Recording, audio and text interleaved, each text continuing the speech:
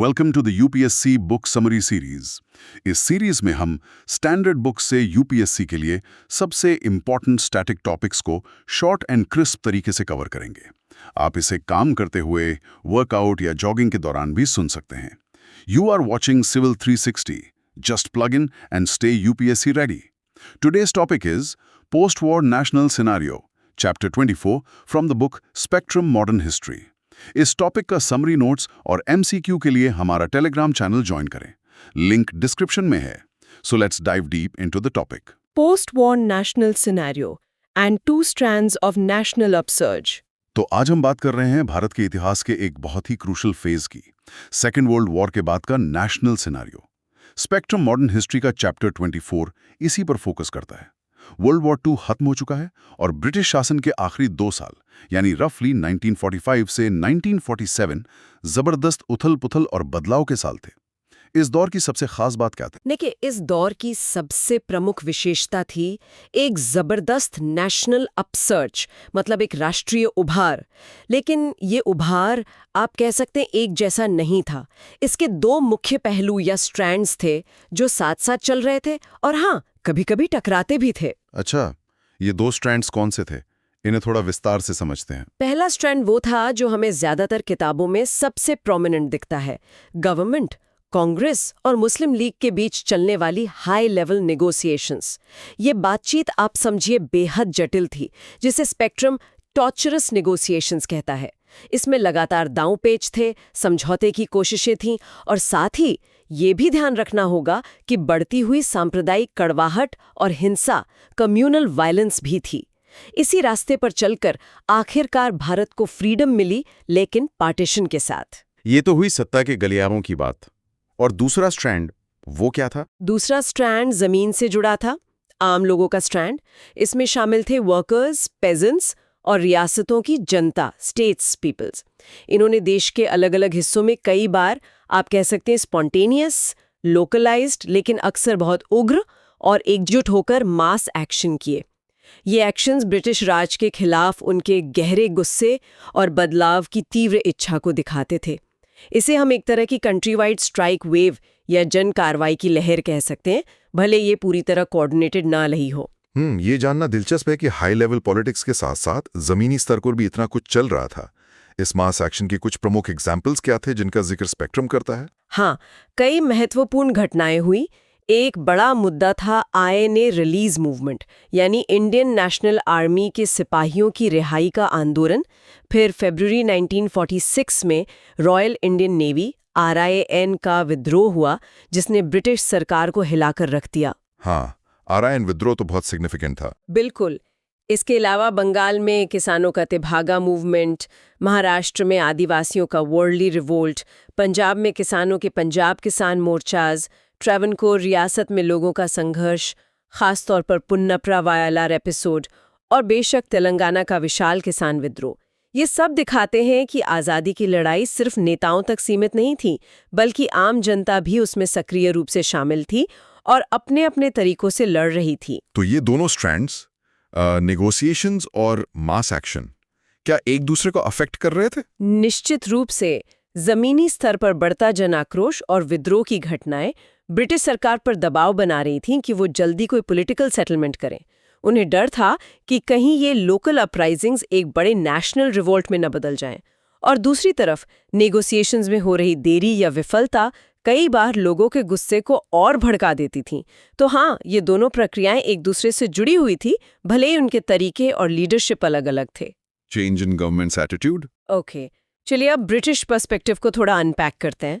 इस दौरान ब्रिटिश सरकार के रवैये में भी एक नोटिसेबल चेंज आया। इसकी शुरुआत कहाँ से हुई और ये जो वेवर प्लान फेल हुआ, उसका इसमें क्या रोल था? हाँ, एक 1945 के मध्य तक आते आते ब्रिटिश सरकार के एटीट्यूड में एक बड़ा शिफ्ट दिखता है। इसकी एक बैकग्राउंड थी वेवर प्लान की विफलता। जी। ये प्लान तब की कंजर्वेटिव सरकार ने पेश किया था, लेकिन वो कांग्रेस और मुस्लिम लीग को एक प्लेटफॉर्म पर लाने में नाकाम रहा। जी। इसके तुरंत बाद जुलाई 1945 में ब्रिटेन में चुनाव हुए और लेबर पार्टी सत्ता में आ गई। जी। ये एक सिग्निफिकेंट डेवलपमेंट थी, इसमें कोई शक नहीं है। लेबर पार्टी के आने से क्या फर्क पड़ा? उन्होंने आते ही क्या कदम उठाए? देखिए, लेबर पार्टी ट्रेडिशनली भारत की नेशनलिस्ट एस्पिरेशंस के प्रति थोड़ी ज्यादा सिंपैथेटिक मानी जाती थी। कंजर्वेटिव पार्टी के मुकाबले। जी। सत्ता में आती उन्होंने तेजी से कदम उठाए। अगस्त 1945 में उन्होंने इंडिया में सेंट्रल और प्रोविंशियल लेजिस्लेचर्स के लिए नए इलेक्शंस की घोषणा कर दी। अच्छा। और इसके अगले ही महीने सितंबर 1945 में एक और महत्वपूर्ण घोषणा हुई कि चुनावों के बाद भारत का नया संविधान बनाने के लिए एक कॉन्स्टिट्यूएंट असेंबली बुलाई जाएगी। ये घोषणा दिखाती थी कि अब ब्रिटिश सरकार सत्ता हस्तांतरण, ट्रांसफर ऑफ पावर की प्रोसेस को आगे बढ़ाने के लिए सीरियस थी। तो सवाल उठता है कि सरकार के रवैये में इस बदलाव के पीछे क्या कारण थे? Why a change in governments attitude? क्या ये सिर्फ लेबर पार्टी की आइडियोलॉजी थी या कुछ और मजबूरियां भी थीं? लेबर पार्टी की आइडियोलॉजी एक फैक्टर जरूर थी, लेकिन सिर्फ वही नहीं था। कई और पावरफुल कारण भी थे। पहला, सेकेंड वर्ल्ड वॉर ने ग्लोबल पावर बैलेंस को पूरी तरह बदल दिया था। यूके युद्ध जीत तो गया था, लेकिन आर्थिक और सैन्य रूप से बेहद कमजोर हो चुका था। अब वो दुनिया की अकेली सुपर पावर नहीं था। यूएसए और यूएसएसआर नई सुपर पावर्स बनकर उभरे थे और दोनों ही अपने अपने कारणों से भारत की आज़ादी के पक्ष में थे। तो ब्रिटेन पर इंटरनेशनल प्रेशर बढ़ रहा था। दूसरा, लेबर सरकार का आना। जैसा हमने कहा, उनकी पॉलिसी भारत के प्रति थोड़ी नरम थी। तीसरा, पूरे यूरोप में एक नई पॉलिटिकल वेव चल रही थी। कई देशों में सोशलिस्ट और रैडिकल सरकारें बन रही थीं जो कोलोनियलिज्म के खिलाफ थी। चौथा, ब्रिटेन की अपनी इंटरनल सिचुएशन। ब्रिटिश सैनिक सालों के युद्ध से बुरी तरह थक चुके थे और जल्द घर लौटना चाहते थे। ब्रिटिश इकोनॉमी तबाह हो चुकी थी और उसे पटरी पर लाना सरकार की पहली प्रायोरिटी थी। भारत जैसे विशाल देश पर नियंत्रण बनाए रखना अब बहुत महंगा और मुश्किल साबित हो रहा था। और एशिया में क्या स्थिति थी? क्या उसका भी कोई असर पड़ा? बिल्कुल। साउथ ईस्ट एशिया में एक जबरदस्त एंटी इंपीरियलिस्ट वेव चल रही थी। आप देखिए, वियतनाम और इंडोनेशिया में जनता फ्रेंच और डच औपनिवेशिक ताकतों के खिलाफ लड़ रही थी, जो युद्ध के बाद अपनी सत्ता फिर से स्थापित करना चाहते थे। भारत में भी ब्रिटिश अधिकारियों को यह डर सता रहा था। किस तरह का डर? क्या उन्हें भारत में एक और बड़े विद्रोह की आशंका थी? हाँ, उन्हें डर था कि कांग्रेस 1942 के क्विट इंडिया मूवमेंट जैसा एक और बड़ा जन आंदोलन छेड़ सकती है, और इस बार ये आंदोलन 1942 से भी ज्यादा खतरनाक हो सकता था। अधिकारियों को आशंका थी कि इस बार क्या क्या हो सकता था उनके हिसाब से? उनके हिसाब से इस बार कम्युनिकेशन लाइंस पर हमले हो सकते थे, अग्रेरियन रिवॉल्ट्स यानी किसान विद्रोह भड़क सकते थे, लेबर यूनियंस बड़ी हड़तालें कर सकती थीं, आर्मी और पुलिस में असंतोष फैल सकता था और शायद वो उतने लॉयल न रहें जितने पहले थे। और सबसे बढ़कर अब आईएनए के ट्रेंड सैनिक भारत में मौजूद थे, जिन्हें गुरिल्ला युद्ध का अनुभव था और वो किसी भी विद्रोह को नेतृत्व और धार दे सकते थे। मतलब ब्रिटिश सरकार को ये लगने लगा था कि भारत पर अब रूल करना पॉसिबल नहीं है, या कम से कम बहुत मुश्किल है। एग्जैक्टली। उन्हें ये समझ आ गया था कि पुराने तरीके अब कारगर नहीं होंगे। एक और बड़ा जन आंदोलन दबाने के लिए जिस ताकत और रिसोर्सेज की जरूरत थी, वो युद्ध के बाद ब्रिटेन के पास नहीं थे। और इलेक्शंस कराना भी जरूरी हो गया था, क्योंकि वॉर के कारण ये टलते आ रहे थे। सेंटर के लिए आखिरी चुनाव 1934 में और प्रोविंसेस के लिए 1937 में हुए थे। तो कुल मिलाकर हालात ऐसे बन गए थे कि ब्रिटिश सरकार के पास सत्ता हस्तांतरण की प्रक्रिया शुरू करने के अलावा कोई और रास्ता नहीं बचा था। तो इलेक्शंस की घोषणा हो गई और 1945-46 की सर्दियों में ये चुनाव हुए भी। कांग्रेस ने इन चुनावों के लिए कैसा कैंपेन चलाया? उनके मुख्य मुद्दे क्या थे? देखिए, कांग्रेस का इलेक्शन कैंपेन सिर्फ चुनाव जीतने के लिए नहीं था, बल्कि इसका एक बड़ा नेशनलिस्टिक एम था। कैंपेन की सबसे महत्वपूर्ण विशेषता थी भारतीयों को अंग्रेजों के खिलाफ लामबंद करना, मोबिलाइज करना। कांग्रेस ने 1942 के क्विट इंडिया अपसर्च के दौरान हुए जबरदस्त सरकारी दमन, स्टेट रिप्रेशन को एक बड़ा मुद्दा बनाया। नेशनलिस्ट सेंटिमेंट्स को खुलकर व्यक्त किया गया। किस तरह से व्यक्त किया गया? मतलब कैंपेन में क्या खास था? शहीदों का महिमा मंडन किया गया, ग्लोरीफाइंग मार्टर्स। जिन लोगों ने 1942 के आंदोलन में जान दी थी, उन्हें नायक की तरह पेश किया गया। दूसरी तरफ दमन करने वाले अधिकारियों की, खासकर पुलिस और एडमिनिस्ट्रेशन के लोगों की कड़ी निंदा की गई, कंडेमिंग ऑफिशियल्स। ये एक तरह से जनता के दबे हुए गुस्से को आवाज देने का तरीका था। इसी दौरान आईएनए ट्रायल्स का मुद्दा भी बहुत गरमाया हुआ था। कांग्रेस ने इस पर क्या स्टैंड लिया? कांग्रेस ने आईएनए प्रिजनर्स के मुद्दे को पूरी ताकत से उठाया। सितंबर 1945 में बॉम्बे में कांग्रेस का पहला पोस्ट वॉर सेशन हुआ और उसमें आईएनए के समर्थन में एक मजबूत रेजोल्यूशन पास किया गया। कांग्रेस ने साफ कर दिया कि वो आईएनए के सैनिकों को देशभक्त मानती है, ट्रेटर नहीं। क्या कांग्रेस ने उन्हें सिर्फ मॉरल सपोर्ट दिया या कुछ प्रैक्टिकल हेल्प भी की? नहीं, सिर्फ मॉरल सपोर्ट नहीं था। कांग्रेस ने आईएनए कैदियों को बचाने के लिए पूरी कानूनी और ऑर्गेनाइजेशनल मशीनरी लगा दी। डिफेंस इन कोर्ट, आईएनए के जिन अधिकारियों पर रेड फोर्ट में मुकदमा चलाया जा रहा था, प्रेम कुमार सहगल, शाहनवाज खान, गुरबख्श सिंह ढिल्लों, उनका बचाव करने के लिए देश के टॉप लॉयर्स की एक कमेटी बनाई गई। इसमें भूलाभाई देसाई थे जो लीड कर रहे थे, तेज बहादुर सप्रू, कैलाश नाथ कज्जू, जवाहरलाल नेहरू और आसफ अली जैसे दिग्गज शामिल थे। नेहरू ने तो सालों बाद वकील का कोट पहना था इस केस के लिए। INA relief and inquiry committee, Congress ने एक कमेटी बनाई जिसका काम था आईएनए के प्रभावित सैनिकों और उनके परिवारों को मदद पहुंचाना। ये कमेटी छोटी रकम, खाना, कपड़े बांटती थी और उनके लिए रोजगार, एम्प्लॉयमेंट ढूंढने में भी मदद करती थी। फंड कलेक्शन, इस काम के लिए पूरे देश में फंड कलेक्शन ड्राइव्स चलाई गई और लोगों ने उदारता से दान दिया। तो ये आईएनए एजिटेशन अपने आप में एक बड़ी घटना बन गई। इसका क्या सिग्निफिकेंस था? हाँ, INA agitation a landmark event. ये सिर्फ एक लीगल बैटल नहीं थी बल्कि एक नेशन वाइड आंदोलन बन गया। Nation wide scale. नवंबर 12, 1945 को आईएनए डे मनाया गया और नवंबर 5 से 11 तक आईएनए वीक। इस आंदोलन के मुख्य केंद्र मतलब नर्व सेंटर्स थे दिल्ली, बॉम्बे, कलकत्ता, मद्रास, यूनाइटेड प्रोविंसेस, आज का यूपी के शहर और पंजाब। वाइड रीच, लेकिन इसकी गूंज दूर दराज के इलाकों तक भी पहुंची, जैसे साउथ में कुर्ग, वेस्ट में बलूचिस्तान और ईस्ट में असम तक। पब्लिक पार्टिसिपेशन, लोगों ने अलग अलग तरीकों से इसमें हिस्सा लिया। मीटिंग्स हुई, प्रोसेशंस निकले, हड़तालें हुई। सबसे कॉमन तरीका था फंड कॉन्ट्रीब्यूशंस देना। लोगों ने दिल खोल के आईएनए के सिपाहियों के लिए पैसा दिया। इम्पैक्ट ऑन आर्मी, इस आंदोलन का सबसे बड़ा असर ये हुआ कि इसने ब्रिटिश इंडियन आर्मी के भारतीय सैनिकों को भी प्रभावित किया।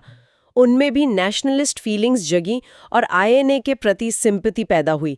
ये ब्रिटिश सरकार के लिए जाहिर तौर पर चिंता का सबब था। मतलब आईएनए ट्रायल्स और उसके खिलाफ हुए आंदोलन ने आजादी की लड़ाई को एक नई एनर्जी दी। बिल्कुल, इसने देश में अभूतपूर्व एकता और ब्रिटिश विरोधी भावना पैदा की। भले ही आईएनए युद्ध में हार गई थी, लेकिन उनके सैनिकों को अब नेशनल हीरोज की तरह देखा जा रहा था। इस आंदोलन ने ब्रिटिश सरकार पर भारी दबाव डाला और उन्हें आईएनए सैनिकों के प्रति नरम रवैया अपनाने पर मजबूर किया। 3 अपसर्जेस, विंटर ऑफ 1945-46। आईएनए आंदोलन के साथ साथ 1945-46 की सर्दियों में कुछ और बड़े उभार, अपसर्जेस भी हुए, जिन्होंने ब्रिटिश शासन को सीधी चुनौती दी। ये कौन से थे? हाँ, इस छोटी सी अवधि में 3 बड़े और हिंसक उभार हुए जो दिखाते हैं कि जनता का गुस्सा किस हद तक पहुंच चुका था। पहला, नवंबर 21, 1945 को कलकत्ता में। ये आईएनए ट्रायल्स के खिलाफ एक स्टूडेंट प्रोटेस्ट से शुरू हुआ था। दूसरा, फरवरी 11, 1946 को फिर से कलकत्ता में। इस बार मुद्दा था आईएनए के एक ऑफिसर राशिद अली को 7 साल की सजा सुनाया जाना। तीसरा, फरवरी 18, 1946 को बॉम्बे में। यह सबसे महत्वपूर्ण था, रॉयल इंडियन नेवी के रेटिंग्स यानी नौसैनिकों द्वारा की गई हड़ताल और विद्रोह। इन तीनों उभारों में क्या कोई कॉमन पैटर्न था? स्पेक्ट्रम इन्हें 3 स्टेज पैटर्न में देखता है। ये पैटर्न क्या था?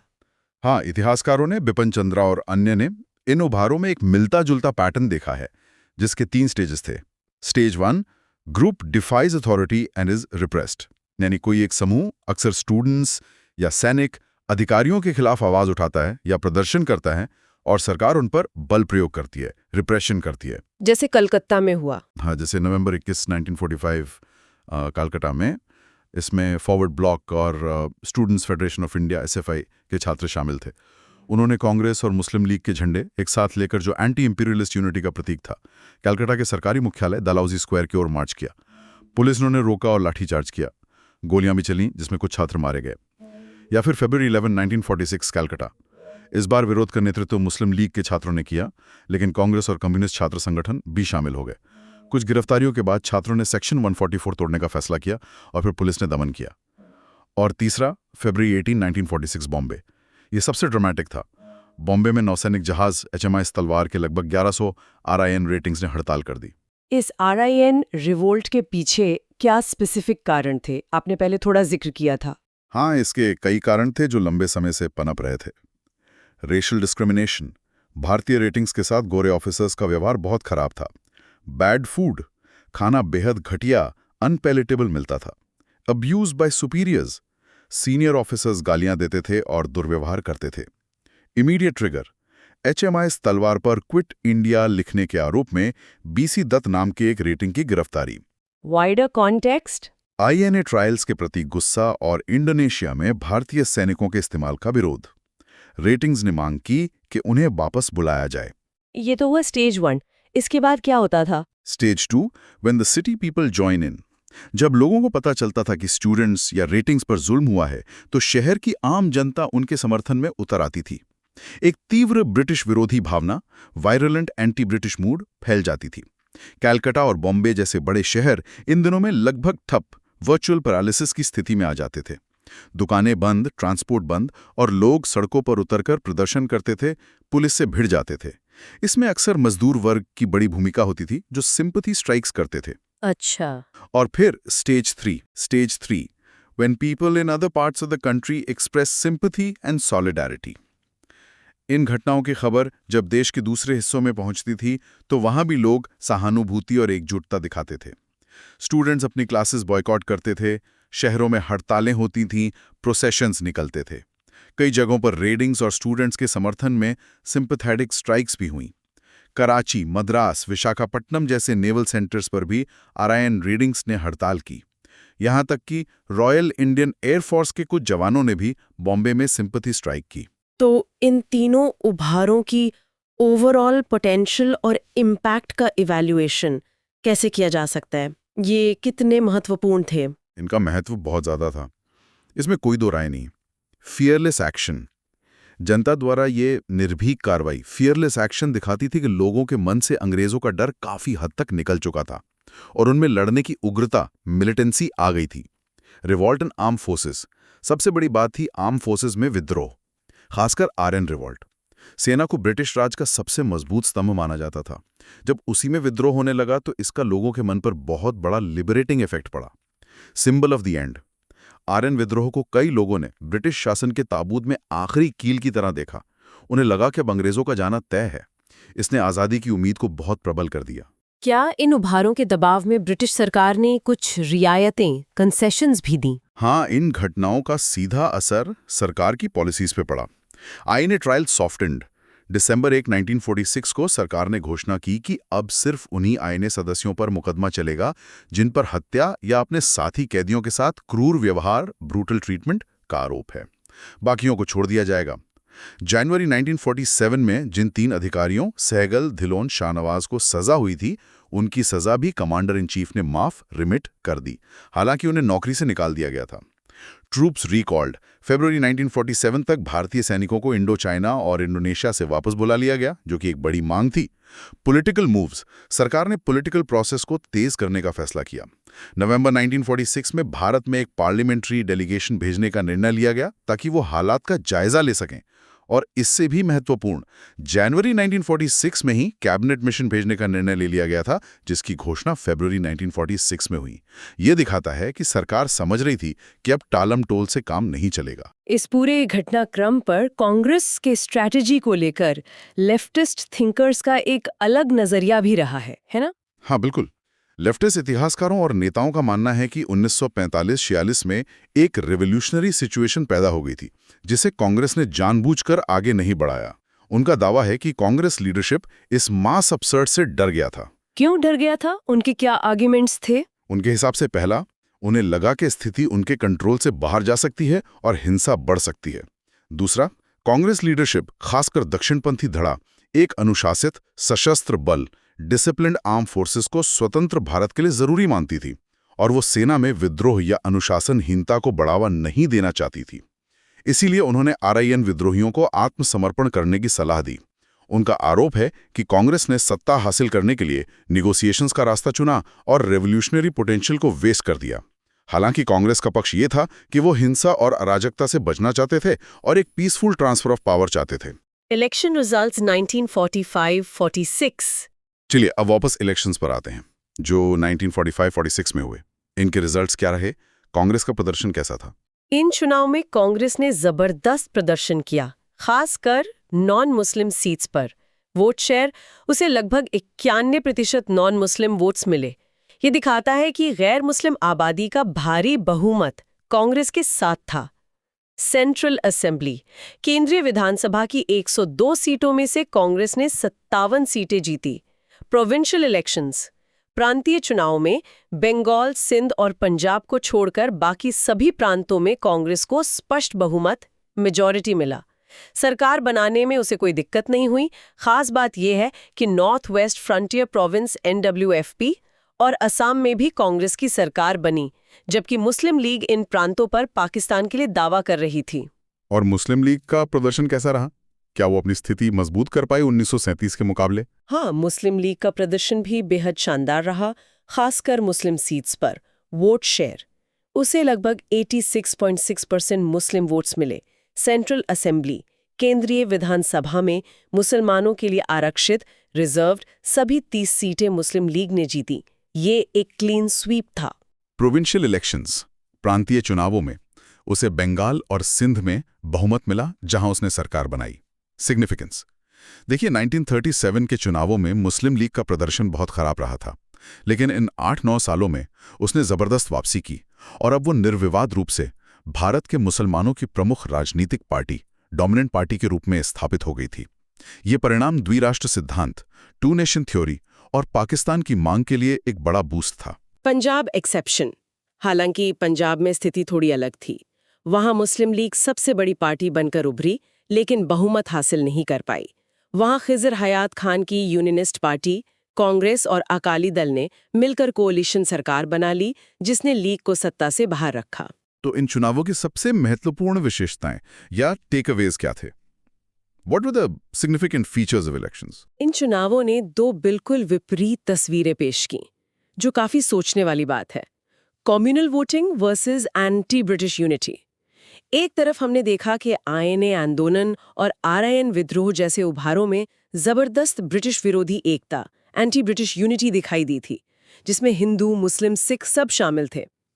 लेकिन दूसरी तरफ चुनावों में पोलराइजेशन साफ दिखा।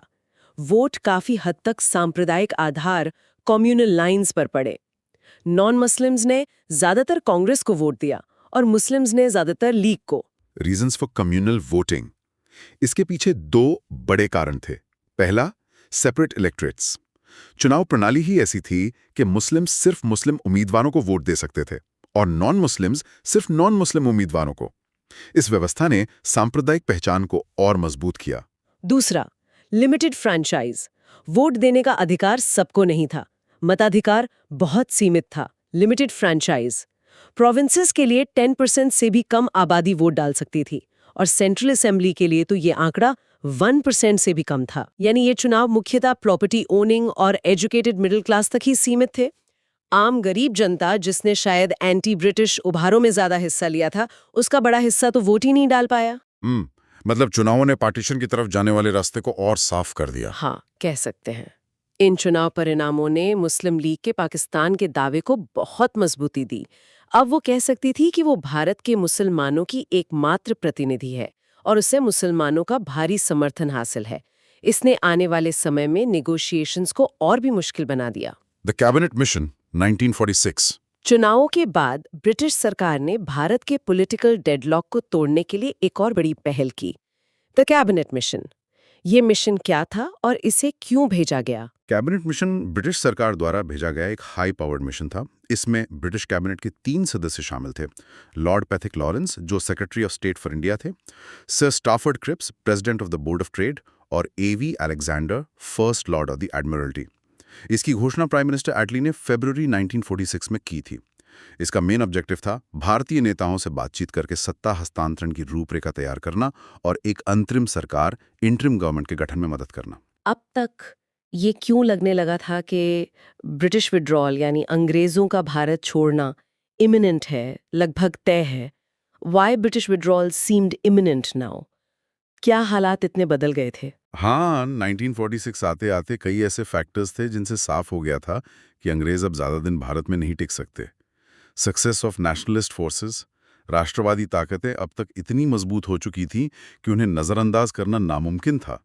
नेशनलिज्म अब समाज के उन वर्गों और क्षेत्रों तक पहुंच चुका था जो पहले अछूते थे, जैसे सेना, पुलिस और ब्यूरोक्रेसी का एक हिस्सा।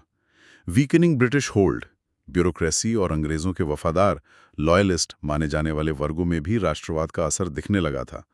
इंडियन सिविल सर्विस ICS में यूरोपियंस की भर्ती कम हो गई थी और इंडियनाइजेशन की पॉलिसी के कारण 1939 तक ब्रिटिश इंडियन पैरिटी आ गई थी। मतलब भारतीय और ब्रिटिश अधिकारियों की संख्या लगभग बराबर हो गई थी। इससे ICS पर ब्रिटिश प्रभुत्व खत्म हो गया था। फेलियर ऑफ डुअल पॉलिसी, अंग्रेजों की दोहरी नीति, कभी सुलह कॉन्सिलिएशन और कभी दमन रिप्रेशन, अब काम नहीं कर रही थी। क्रिप्स ऑफर 1942 के बाद पूर्ण स्वतंत्रता के अलावा सुलह के लिए देने को कुछ खास बचा नहीं था। जब वो नॉन वायलेंट रेजिस्टेंस को भी बल से दबाते थे तो उनकी नेकेड फोर्स उजागर हो जाती थी और उनकी मॉरल अथॉरिटी कम होती थी। और अगर वो नरमी बरतते थे तो लगता था कि उनकी पकड़ ढीली पड़ रही है। कांग्रेस को लुभाने की कोशिशों से उनके लॉयलिस्ट्स नाराज होते थे। ये पॉलिसी कंफ्यूजन पैदा कर रही थी। इम्पैक्ट ऑफ कांग्रेस मिनिस्ट्रीज, 1937-1939 के दौरान प्रांतों में बनी कांग्रेस मंत्रालयों, कांग्रेस राज ने लोगों का मनोबल बढ़ाया था और पेट्रियोटिक सेंटिमेंट्स को गहरा किया था। अनरिलायबिलिटी ऑफ आर्म्ड फोर्सेस, INA और RIN विद्रोह ने ये डर पैदा कर दिया था कि अगर कांग्रेस ने फिर कोई बड़ा आंदोलन छेड़ा तो शायद आर्म फोर्सेस उतनी रिलायबल न रहे। इम्प्रैक्टिकलिटी ऑफ डायरेक्ट रूल, जन आंदोलन को पूरी तरह कुचलने का एकमात्र विकल्प था सीधा अंग्रेजी शासन, ऑफिशियल रूल। लेकिन अब यह असंभव था क्योंकि उसके लिए जरूरी संख्या में ब्रिटिश अधिकारी और सैनिक उपलब्ध नहीं थे। नीड फॉर सेटलमेंट, ब्रिटिश सरकार को यह एहसास हो गया था कि भविष्य में अच्छे इंडो ब्रिटिश रिलेशंस बनाए रखने और भारत में अपने इकोनॉमिक इंटरेस्ट की रक्षा के लिए एक समझौता करना ही एकमात्र रास्ता है। तो कैबिनेट मिशन आने से ठीक पहले माहौल कैसा था? On the eve of cabinet mission plan, Congress और लीग की मुख्य मांगें क्या थीं? कांग्रेस की मुख्य मांग थी कि सत्ता एक सिंगल सेंटर को हस्तांतरित की जाए। उनका कहना था कि अल्पसंख्यकों और माइनॉरिटीज की मांगों, चाहे वो ऑटोनॉमी हो या मुस्लिम मेजॉरिटी प्रांतों का सेल्फ डिटर्मिनेशन या भारत से अलग होने से सेशन का अधिकार, इन सब पर फैसला अंग्रेजों के जाने के बाद भारतीय लोग खुद करें। दूसरी तरफ मुस्लिम लीग पाकिस्तान की मांग पर अड़ी हुई थी। कैबिनेट मिशन भारत कब पहुंचा और उसने क्या किया? मिशन 24 मार्च 1946 को दिल्ली पहुंचा। आते ही उसने भारतीय नेताओं, कांग्रेस, मुस्लिम लीग और अन्य दलों व समूहों के प्रतिनिधियों के साथ गहन चर्चा, लॉन्ग डिस्कशंस का दौर शुरू किया। दो मुख्य मुद्दे थे। पहला, एक इंटरिम गवर्नमेंट कैसे बनाई जाए, और दूसरा, भारत को आज़ादी देने वाले नए कॉन्स्टिट्यूशन को बनाने के प्रिंसिपल्स और प्रोसीजर्स क्या हों। काफी मशक्कत के बाद मिशन ने अपना प्लान पेश किया। कैबिनेट मिशन प्लान के मेन पॉइंट्स क्या थे? ये काफी महत्वपूर्ण है। हाँ, बिल्कुल। मई 1946 में मिशन ने अपना प्लान सामने रखा, जिसके मुख्य बिंदु थे rejection of Pakistan.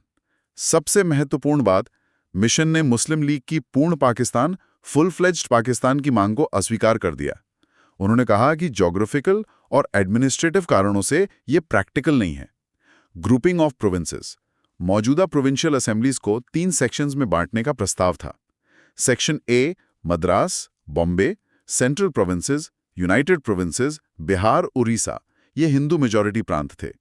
Section B Punjab, North West Frontier Province, NWFP, Sindh, ये वेस्टर्न इंडिया के मुस्लिम मेजॉरिटी प्रांत थे। सेक्शन सी बंगाल, असम, ये ईस्टर्न इंडिया के मुस्लिम मेजॉरिटी प्रांत थे। हालांकि असम में मुस्लिम मेजॉरिटी नहीं थी, पर उसे बंगाल के साथ रखा गया। 3 टियर स्ट्रक्चर, एक त्रिस्तरीय 3 टियर एग्जीक्यूटिव और लेजिस्लेचर का प्रस्ताव था, प्रोविंशियल लेवल पर, सेक्शन लेवल पर और यूनियन लेवल पर। कॉन्स्टिट्यूएंट असेंबली, एक कॉन्स्टिट्यूएंट असेंबली डाली जानी थी जिससे प्रांतीय विधानसभाओं के सदस्य प्रोपोर्शनल रिप्रेजेंटेशन के आधार पर चुनते। ये 389 सदस्यों वाली बॉडी होती, 292 प्रांतों से, 4 चीफ कमिश्नर क्षेत्रों से और 93 रियासतों से। कॉन्स्टिट्यूशन मेकिंग प्रोसेस, प्लान ये था कि कॉन्स्टिट्यूएंट असेंबली के सदस्य पहले अपने अपने सेक्शन में बैठेंगे और अपने सेक्शन के प्रांतों के लिए संविधान बनाएंगे, और अगर चाहें तो सेक्शन का भी संविधान बना सकते हैं। इसके बाद सभी सदस्य एक साथ यूनियन लेवल पर बैठकर यूनियन का संविधान बनाएंगे। लिमिटेड सेंटर, यूनियन गवर्नमेंट के पास सिर्फ 3 विषय होने थे, डिफेंस, कम्युनिकेशन और एक्सटर्नल अफेयर्स। बाकी सभी विषय और रेजिडुअल पावर्स प्रांतों के पास रहनी थी। ये एक बहुत ही वीक सेंटर वाला फेडरल स्ट्रक्चर था। कम्युनल क्वेश्चंस, केंद्रीय विधायिका सेंट्रल लेजिस्लेचर में किसी सांप्रदायिक मुद्दे कम्युनल क्वेश्चन पर फैसला तभी होगा जब दोनों प्रमुख समुदायों हिंदूज और मुस्लिम्स के उपस्थित और मतदान करने वाले सदस्य अलग-अलग बहुमत से सहमत हों। प्रोविंशियल ऑटोनॉमी, प्रांतों को पूरी ऑटोनॉमी मिलनी थी। प्रिंसली स्टेट्स, रियासतों, प्रिंसली स्टेट्स पर से ब्रिटिश पैरामाउंटसी खत्म हो जानी थी। वो आज़ाद थीं कि भविष्य में भारत या पाकिस्तान में शामिल हों या स्वतंत्र रहें या ब्रिटिश सरकार के साथ कोई अलग अरेंजमेंट करें।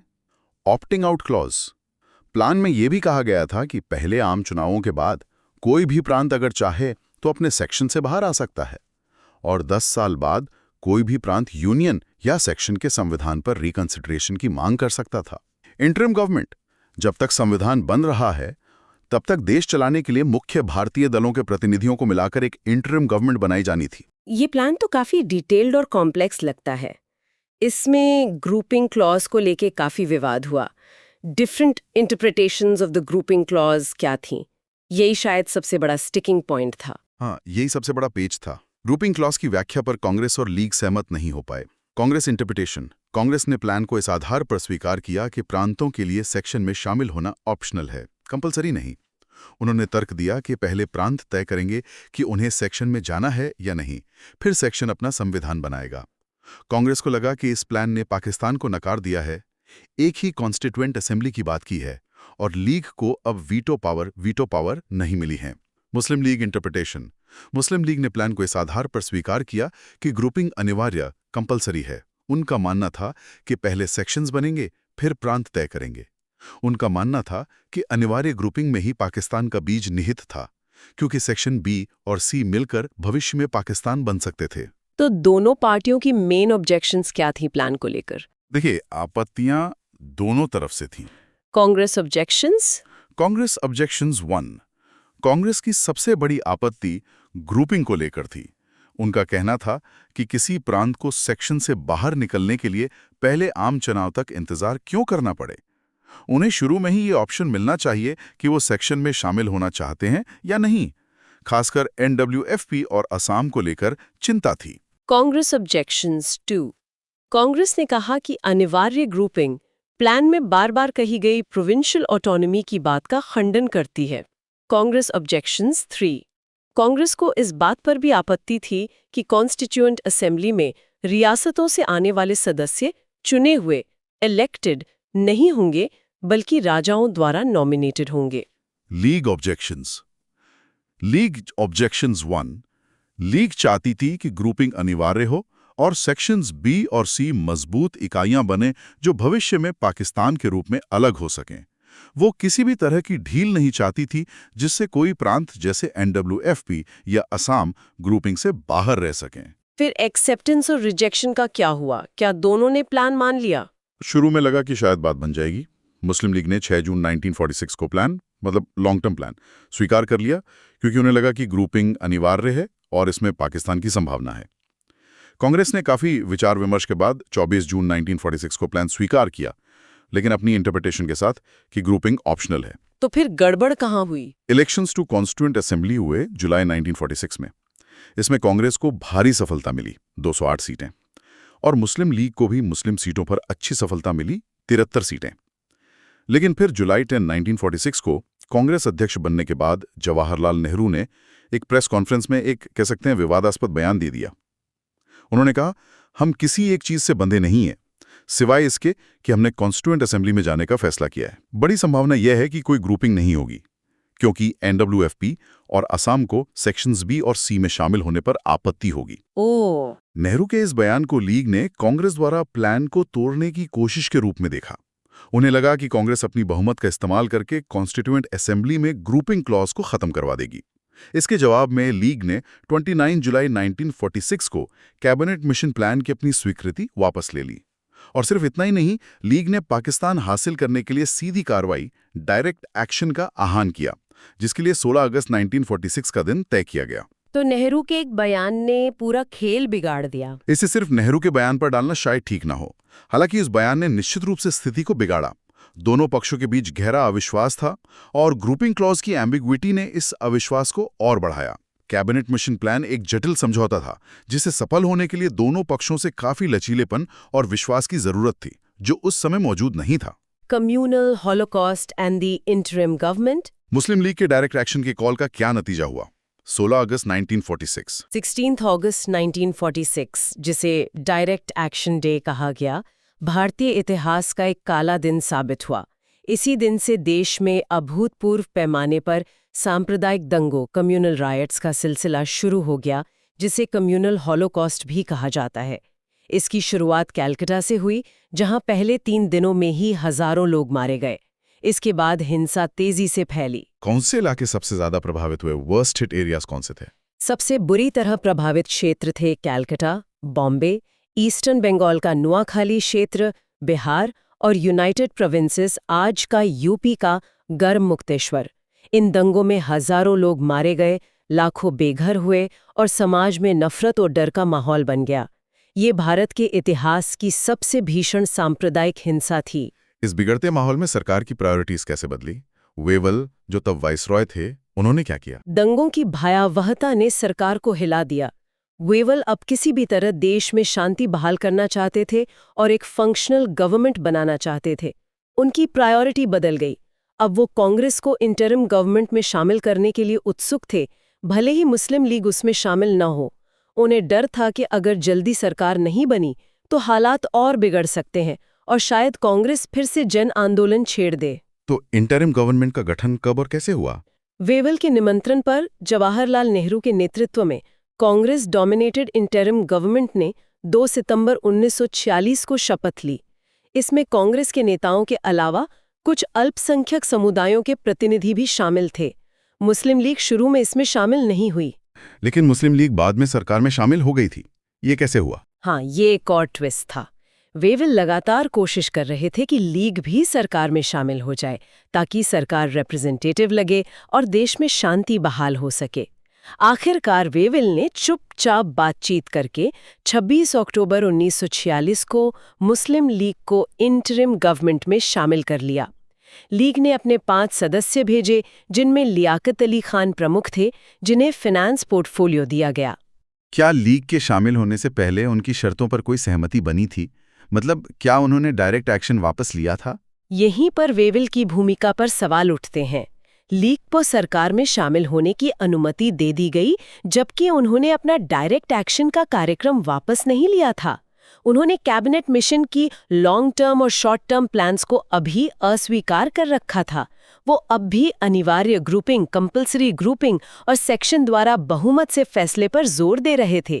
क्रिटिक्स का कहना है कि वेवल ने लीग को बिना किसी ठोस समझौते के सरकार में शामिल करके एक बड़ी भूल की। सरकार के अंदर लीग का रवैया कैसा रहा? क्या उन्होंने सहयोग किया? ऑब्स्ट्रक्शनिस्ट अप्रोच था क्या? अप्रोच था। ऐसा लगता है कि लीग सरकार में एक अलग उद्देश्य, अल्टीरियर मोटिव से शामिल हुई थी। वो सरकार के अंदर रहकर ये साबित करना चाहती थी कि हिंदूज और मुस्लिम्स एक साथ काम नहीं कर सकते और इसलिए पाकिस्तान ही एकमात्र समाधान है। Non participation in constituent assembly. League ने इंटरिम गवर्नमेंट में शामिल होने के बावजूद कॉन्स्टिट्यूएंट असेंबली में भाग लेने से इनकार कर दिया। कॉन्स्टिट्यूएंट असेंबली की पहली बैठक 9 दिसंबर 1946 को हुई, लेकिन लीग के सदस्य उसमें नहीं आए। इस वजह से विधानसभा सिर्फ नेहरू द्वारा तैयार किया गया एक ऑब्जेक्टिव्स रेजोल्यूशन ही पास कर पाई। Deadlock in government. सरकार के अंदर भी लीग के मंत्री कांग्रेस के मंत्रियों के साथ सहयोग नहीं कर रहे थे। खासकर फाइनेंस मिनिस्टर लियाकत अली खान पर आरोप लगा कि वो हर प्रस्ताव में अड़ंगा लगा रहे थे। इससे सरकार का कामकाज ठप पड़ गया। Congress demands resignation. स्थिति इतनी खराब हो गई कि फरवरी 1947 में इंटरिम गवर्नमेंट के 9 कांग्रेस सदस्यों ने वाइसरॉय को पत्र लिखकर मांग की कि या तो लीग के सदस्यों से इस्तीफा लिया जाए या फिर वो खुद इस्तीफा दे देंगे। मतलब इंटरिम गवर्नमेंट का एक्सपेरिमेंट पूरी तरह विफल रहा। हाँ, ये प्रयोग बुरी तरह विफल रहा। इसने कांग्रेस और लीग के बीच की खाई को और चौड़ा कर दिया और ये स्पष्ट कर दिया कि दोनों का एक साथ मिलकर काम करना लगभग असंभव है। इसने पार्टीशन को और ज्यादा इनएविटेबल बना दिया। Birth and spread of communalism in India. ये जो भीषण सांप्रदायिक हिंसा हुई और पार्टीशन तक बात पहुंची, इसके पीछे सांप्रदायिकता, कम्युनलिज्म की विचारधारा का बड़ा हाथ था।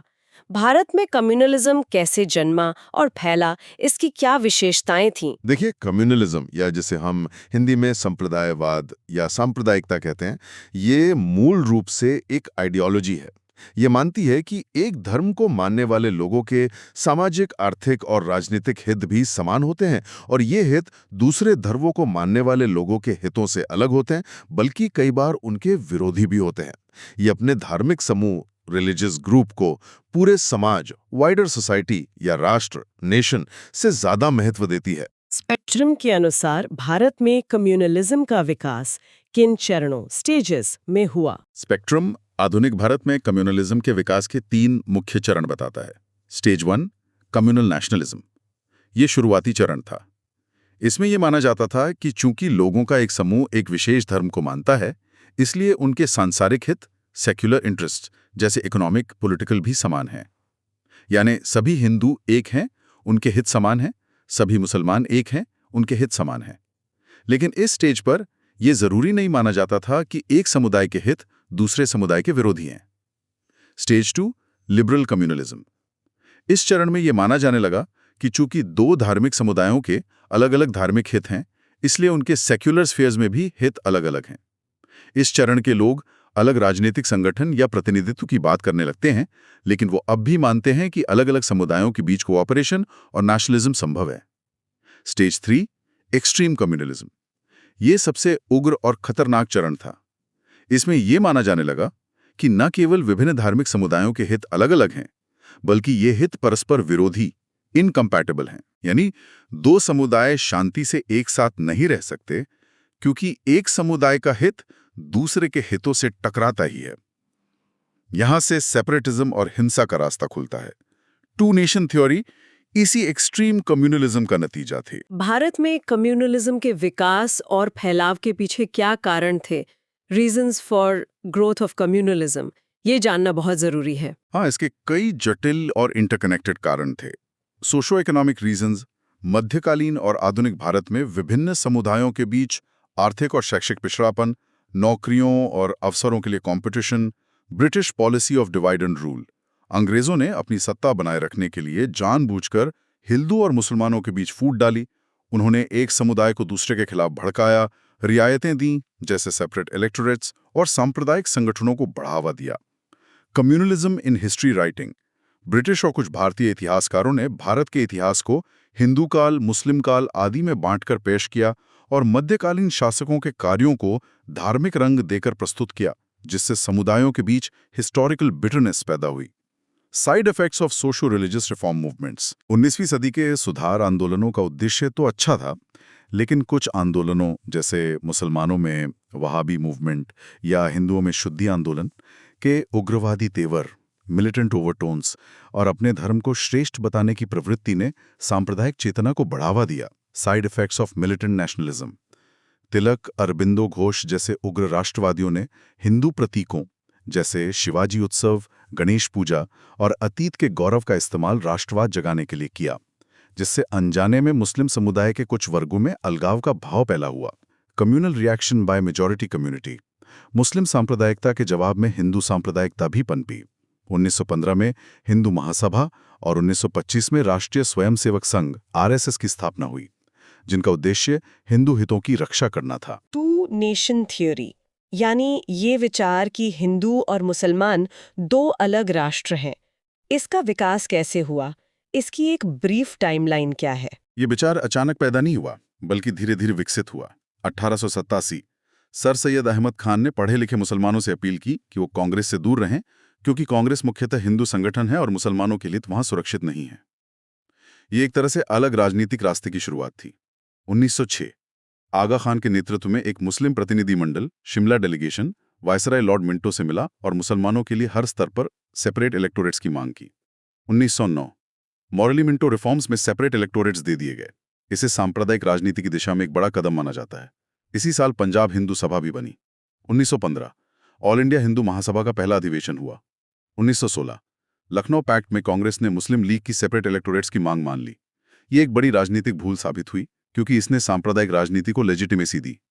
1920-22 खिलाफत नॉन कोऑपरेशन आंदोलन में हिंदू मुस्लिम एकता दिखी, लेकिन खिलाफत का मुद्दा धार्मिक था। जिसने राजनीति में धर्म की भूमिका को और मजबूत किया। 1920 देश में कम्युनल राइट्स की बाढ़ आ गई। तबलीग और शुद्धि जैसे आंदोलनों ने तनाव बढ़ाया। 1928 नेहरू रिपोर्ट में जॉइंट इलेक्टोरेट्स का प्रस्ताव रखा गया, जिसका जिन्ना और अन्य मुस्लिम नेताओं ने विरोध किया। जिन्ना ने अपने 14 पॉइंट्स पेश किए, जिनमें मुसलमानों के लिए कई संरक्षण मांगे गए। क्या कांग्रेस ने मुस्लिम लीग के साथ नेगोशिएट करने में कुछ मिस्टेक्स की, जैसा कुछ इतिहासकार मानते हैं? हाँ, कुछ विश्लेषकों का मानना है कि कांग्रेस ने बार बार लीग को एक लेजिटिमेट पॉलिटिकल प्लेयर मानकर और उससे बातचीत करके गलतियां की। 1. Legitimisation of league. इससे लीग की सांप्रदायिक राजनीति को वैधता मिली और ये धारणा मजबूत हुई कि समाज अलग अलग हितों वाले समुदायों में बंटा है। 2. Undermining nationalist Muslims.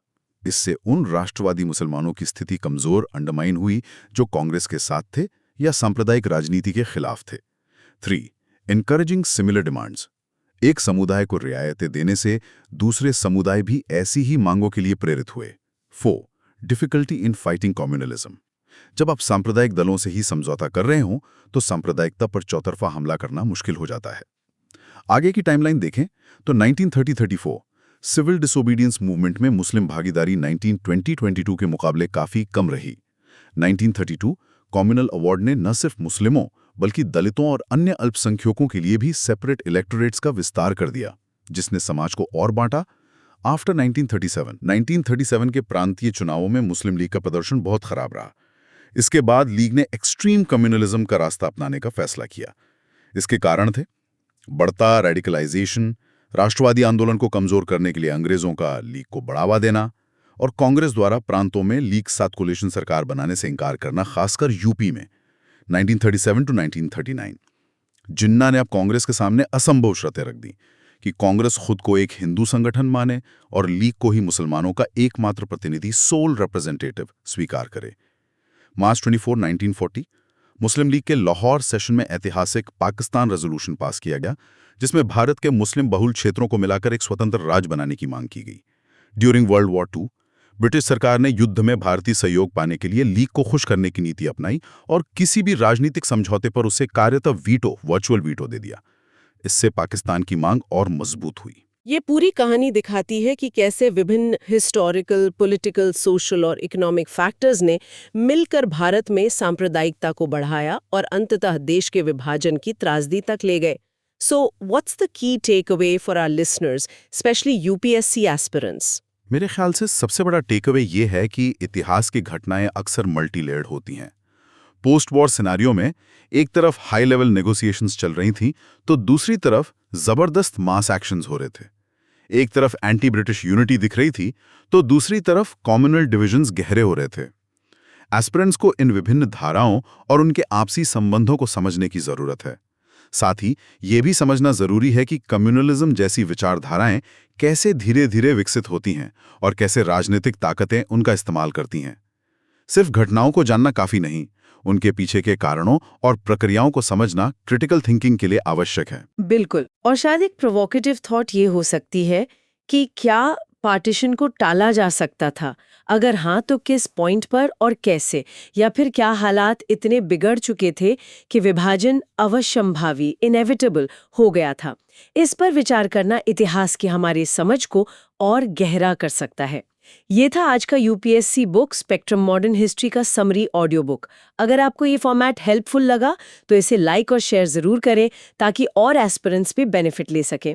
और सब्सक्राइब करें हमारे चैनल को, जहां आपको all NCERTs, M Laxmikanth, R S. Sharma, Nitin Singhania, spectrum modern history और कई अन्य स्टैंडर्ड बुक्स की ऑडियो समरीज मिलेंगी।